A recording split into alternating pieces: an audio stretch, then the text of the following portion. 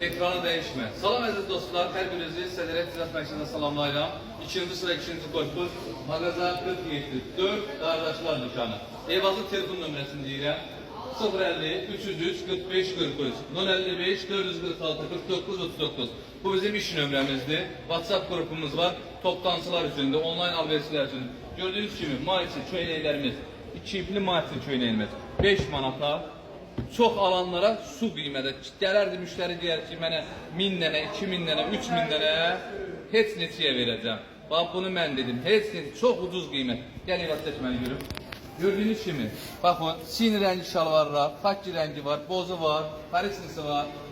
Qəşəng ətəklərimiz gəlib. Baxın, super ətəklərimiz gəlib. 6 yaşdan 18 yaşa qədər. Servisdə gəlib, sinisi də gəlib. Sədərək Ticarət Mərkəzində toptancı Fərahimin dükkanı.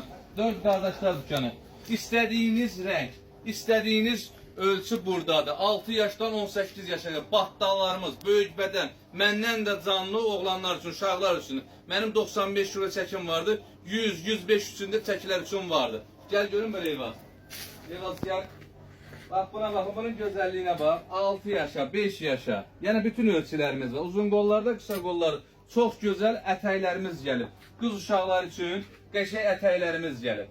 Hər cürə ətəklərimiz var. Sinisi gəlib, serisi gəlib. Gözəl şalvarlarımız gəlib. Ay qardaş, kimi gözləyirsən, nəyi gözləyirsən? Ay toptancı qardaş, ay un vermə işlədən qardaş. Ay qardaş, nə qədər istəsən say var. Nə qədər istəsən, 300 dənə, 500 dənə, 5000 dənə, 10.000 dənə. Ay qardaş, gəl yığ apar da, Allah xeyir ver.